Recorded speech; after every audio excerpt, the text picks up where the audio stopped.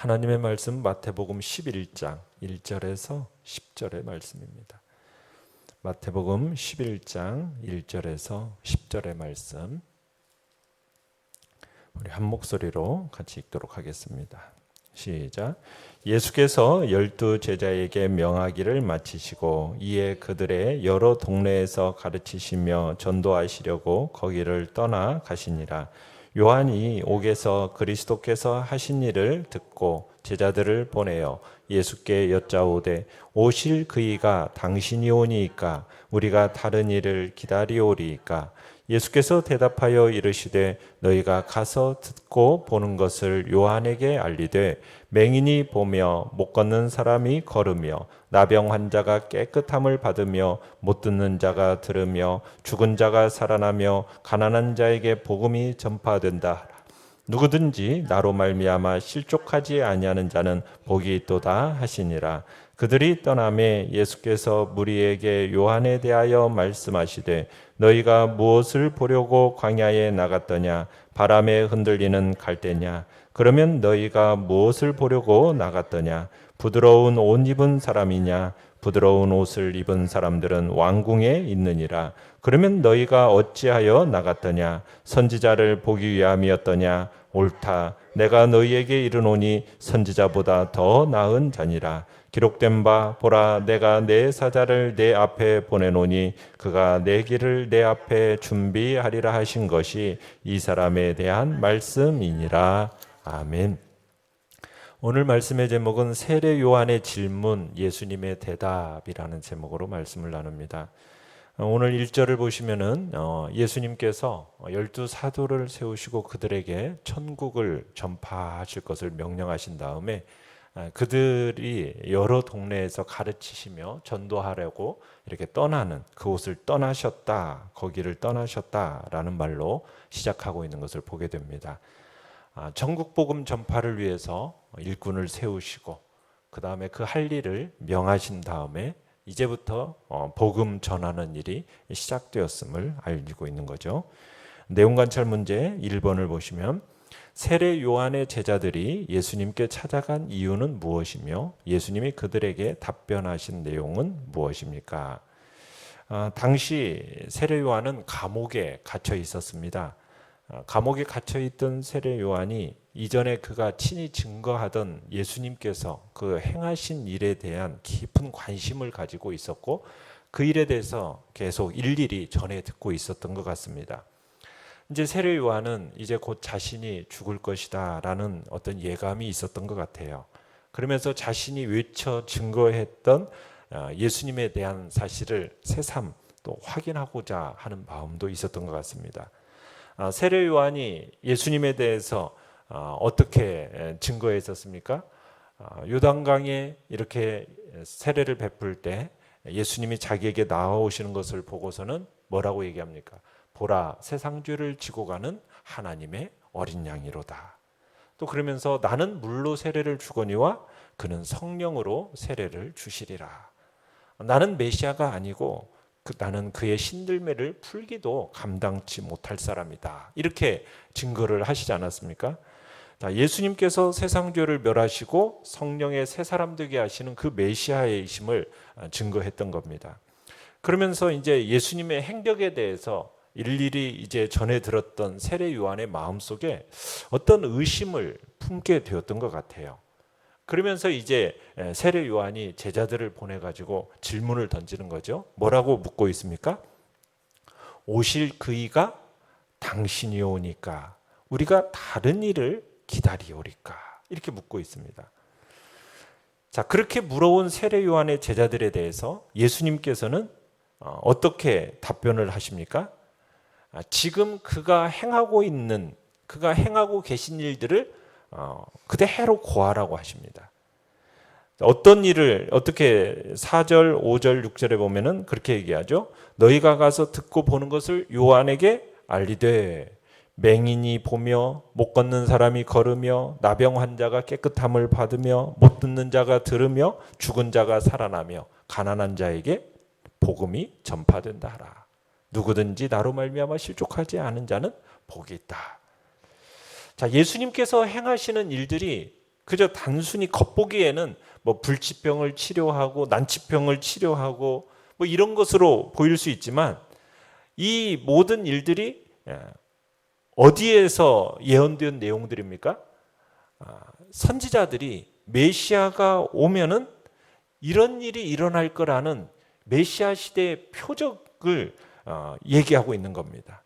그러니까 메시아가 오면 이런 일을 행하실 것이다 라는 일들이 바로 지금 오늘 예수님께서 말씀하시고 있는 내용인 거예요. 그러니까 메시아 시대의 표적인 겁니다. 메시아가 지금 우리 가운데 찾아오셔서 이스라엘을 구원하신 일을 행하고 계신다. 이 사실을 알리는 표적이 지금 오늘 예수님께서 말씀하고 계시는 내용이라는 겁니다. 그러니까 예수님은 지금 옛 시대의 선지자들이 예언했던 그 메시아 시대의 표적을 의도적으로 언급하시면서 세례 요한으로 하여금 지금 예수님이 지금 행하시고 있는 일들이 이런 의미가 있다라는 것을 깨닫게 하시려는 뜻에서 이렇게 답변을 하신 겁니다. 선지자들이 예언한 이런 일들이 지금 나 예수를 통해서 이루어지고 있다. 이 사실을 알리고 계시는 거죠. 그런데 세례 요한은 어떻게 보면은 지금 예수님이 행하시는 일들 속에 감추어진 참 메시아의 참 뜻을 잘 이해하지 못하고 있었던 것 같아요. 제대로 파악하지 못하고 있었던 것 같아요. 그래서 이 부분을 또한 예수님이 지적하시면서 말씀하고 있었던 거죠. 참 어떻게 보면은 메시아가 세상 죄를 지고 가는 하나님의 어린 양이요 성령으로 세례를 베푸시는 분이라고 증거했던 이 세례 요한이 어떻게해서 예수님께서 행하시는 일들에 대해서 자신이 증거한 이 복음의 은혜에 대한 표적의 의미를 깨닫지 못했을까? 이 참 안타까움이 있고 의구심이 들기도 합니다. 그렇게 큰 은혜를 받아 입었던 세례 요한인데 어떻게 이런 깨달음에 있어서는 부족했던 것일까? 좀 우리가 의아한 모습이 좀 들기도 하는데 그 부분은 뒤에서 또 보기로 하죠. 내용 관찰 문제 2번을 보시면 예수님은 무리에게 세례 요한을 어떤 사람이라고 소개하십니까? 자, 9절, 10절, 8절부터 7절부터 보시면은 세례 요한에 대한 설명을 이제 하고 계시는데요. 7절에 그렇게 하죠. 너희가 무엇을 보려고 광야에 나갔더냐? 바람에 흔들리는 갈대냐? 이 바람에 흔들리는 갈대냐? 이 의미는 세례 요한에 대한 이야기를 하면서 세례 요한은 줏대 없이 나약한 자가 아니다라는 말을 하고 있는 겁니다. 바람에 흔들리는 갈대 하면 유약한 모습이지 않습니까? 이 세례 요한의 어떤 강한 모습을 부각시키려는 어떤 반어법으로 지금 쓰고 있는 거죠. 그러니까 세례 요한은 바람에 흔들리는 갈대와 같이 유약한 존재가 아니라 정말 강한 존재라는 것을 부각시키고 있는 거죠. 그리고 또 8절에서는 부드러운 입은 사람이냐, 부드러운 옷 입은 사람이냐, 부드러운 옷을 입은 사람들은 왕궁에 있느니라. 이 부드러운 옷이라는 입은 사람이라는 것은 뭐냐면 세상의 즐거움, 아름다움 이것을 표현하고 있는 건데 세례 요한은 그런 것과는 거리가 먼 사람이라는 거죠.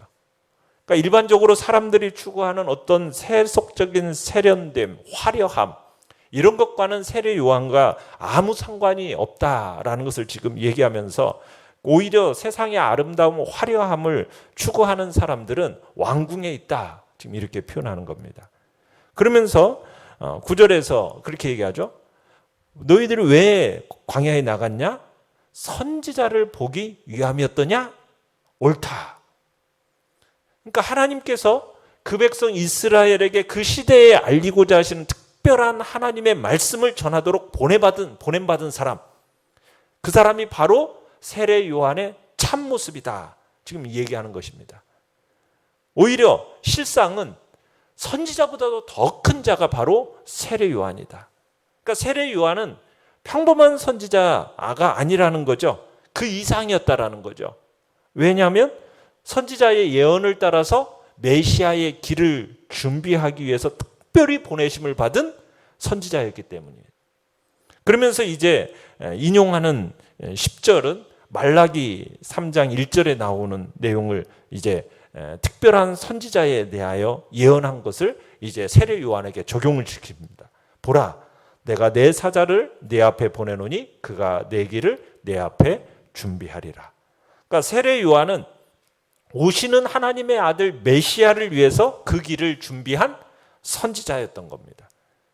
이스라엘의 마음을 하나님께로 돌이켜서 오시는 메시아를 영접하게 할 특별한 선지자, 그가 바로 세례 요한이다. 지금 예수님께서 소개하고 계시는 거죠.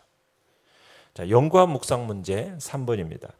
주의 길을 준비하며 예수님이 누구신지 확신했던 세례 요한이 의문을 품게 된 이유를 생각해 봅시다. 세례 요한은 분명히 예수님이 메시아라는 생각을 가지고 있었습니다. 자, 그런데 왜 지금에 와서 의문을 품게 되었을까?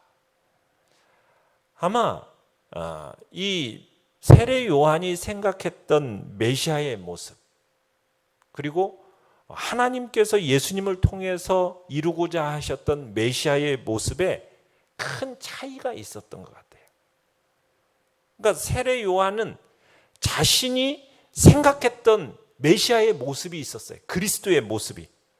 그런데 그 그리스도의 모습이 지금 나타나고 있는 그 실제의 모습과는 너무나도 달랐기 때문에 지금 이런 의문을 품게 된 겁니다.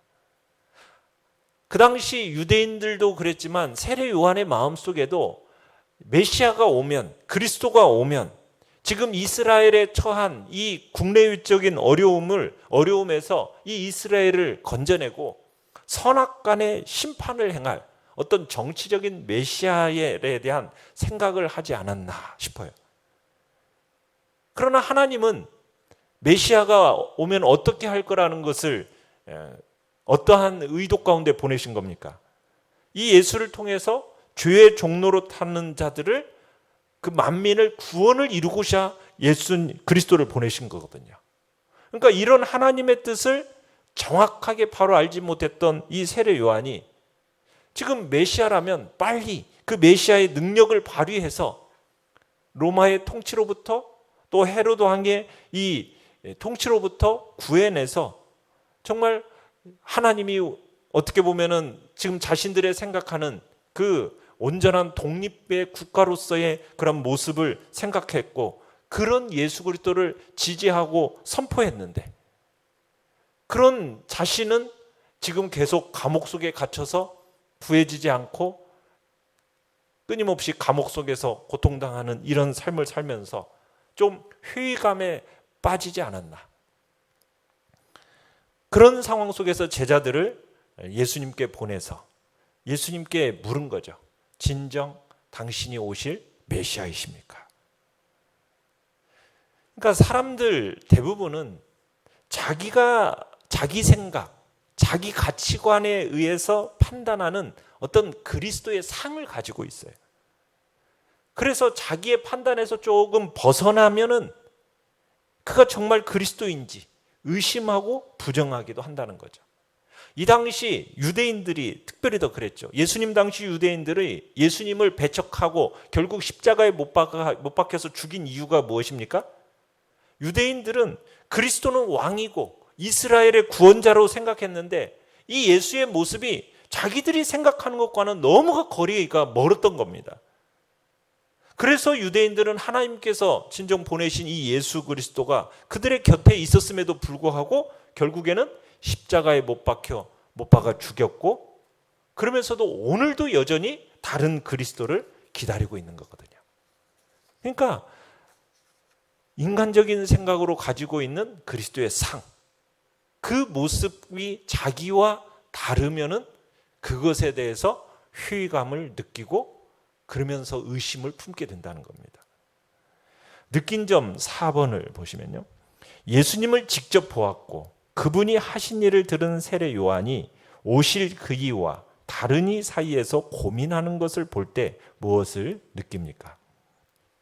그러니까 세례 요한은 기약 없는 고난이 계속이 되어지니까 어떻게 보면 믿음이 서서히 약해지기 시작했고 정말 예수님이 정말로 그리스도신가? 의문을 품기 시작했던 거죠. 왜요? 예수님께서 진정 하나님이 보내신 그리스도라면 자기를 이런 상황 속에서 계속 내버려 두지 않을 거라는 어떤 그런 생각을 품고 있었기 때문입니다. 우리도 고난 중에 있을 때 하나님의 어떤 도우심을 느끼지 못하고 혼자라는 생각이 딱 들잖아요. 그러면은 왜 하나님이 나를 도우시지 않는 거야 하면서 낙심하면서 믿음이 약해지기 쉽다라는 거 우리가 느끼게 되는 거예요. 그러니까 우리가 어려운 상황에서 하나님이 즉시 나를 구원해 줘야 되는데 내가 생각하는 그 시간 내 하나님이 나를 도와주시지 않고 그리고 내가 생각했던 것과는 다르게 그런 상황들이 발생해 나가면 우리가 하나님의 섭리에 대해서 막 회의에 빠지기가 쉽다라는 겁니다. 그러나 많은 경우에 우리의 생각과 하나님의 생각이 어떻습니까? 차이가 있다라는 것을 우리가 깨달아야 돼요. 하나님의 섭리는 전 우주를 운행하실 만큼 무한하고 크시죠. 그렇지만 우리의 생각이라는 것은 어떻습니까? 한 치 앞도 알지 못하는 너무나도 제한적이고 작은 존재 아닙니까? 우리는 하나님과 우리의 생각의 차이가 하늘과 땅만큼 그 생각의 차이가 크다라는 것을 우리가 인정하고 그 주님 앞에서 우리가 그 하나님에 대하여서 인정하는 것이 필요하다라는 겁니다. 그래서 전도서 8장 17절에는 이런 말씀이 있어요. 또 내가 하나님의 모든 행사를 살펴보니 해 아래에서 행해지는 일을 사람이 능히 알아낼 수 없도다. 사람이 아무리 애써 알아보려고 할지라도 능히 알지 못하나니 비록 지혜자가 아노라 할지라도 능히 알아내지 못하리라. 그러니까 사람은 그 하나님의 섭리를 모두 알거나 완전히 이해할 수 없다라는 겁니다. 인간의 이 자그마한 머리로 그 크고 무한하신 하나님의 생각과 그분의 섭리를 우리가 온전히 이해하기가 어렵다라는 거죠. 그렇기 때문에 우리는 우리의 생각과 내 생각과 하나님의 그 섭리하심이 다르다고 해서 실망하거나 회의에 빠져서는 안 된다는 겁니다. 나는 유한한 피조물이라는 것을 기억하고 그 자리에 있는 우리의 생각과 무한한 창조자이신 그 하나님의 섭리가 서로 다른 것이 오히려 더 자연스러운 일이다라는 것을 우리는 기억하면서 우리는 이해할 수 없는 하나님의 섭리에 대해서 회의감을 품기보다는 오히려 섭리를 통해서 이루어질 오묘한 일을 우리는 기대하고 순종할 수 있어야 되는 것입니다. 여러분이 하나님의 섭리가 내 생각과 다르다고 해서 하나님의 뜻을 의심하지 마시고 늘 그 가운데 나타나는 하나님의 선한 일을 기대하며 인내하며 나아가시길 바랍니다. 고난의 때에 우리가 느끼지 못할지라도 우리는 결코 혼자가 아니고 하나님은 여전히 우리를 도우시고 우리와 늘 함께 계심을 믿으시길 바랍니다. 고난 가운데 있을지라도 우리와 함께 하시는 하나님, 그분을 기억하면서 그분은 선하신 분이다. 나를 향하여 품고 계신 뜻과 계획이 항상 선하시다. 내 생각을 초월하여서 놀랍게 하나님은 역사하고 계심을 믿고 그 섭리 가운데서 더욱 믿음을 굳건히 하며 나아가시기를 간절히 바랍니다. 결단과 적용 5번입니다. 복음이 진리라는 확신이나 구원의 확신이 흔들릴 때가 있다면 그 이유는 무엇입니까? 나를 살리시기 위해 피 흘려 돌아가신 예수님, 십자가 위에서 다 이루었다라고 말씀하신 예수님을 묵상하며 내가 그분께 드릴 고백은 무엇입니까? 오늘 우리가 참 주님이 어떠한 분이신가, 그분의 섭리를 우리가 오늘도 인정하고 우리의 믿음이 약해지는 것이 아니라 오히려 더 굳건히 의지하며 나아가는 복된 결단이 있기를 바랍니다. 오늘의 기도 같이 읽겠습니다. 시작. 저를 위해 창에 허리를 찔리시고 물과 피를 쏟으신 주님, 어린 양 되신 예수님을 찬양하게 하소서. 아멘. 말씀을 생각하면서 기도하시고요. 연약한 우리의 지체들을 위해서 기도해 주시며 또 다가오는 맥주감사절 기념주의를 통해 하나님 앞에 풍성한 감사가 우리 안에 있도록 또 코로나 바이러스 속에 하나님의 은혜와 긍휼하심을 구하면서 시간 주여 우리 세 번 부르짖며 나아가겠습니다.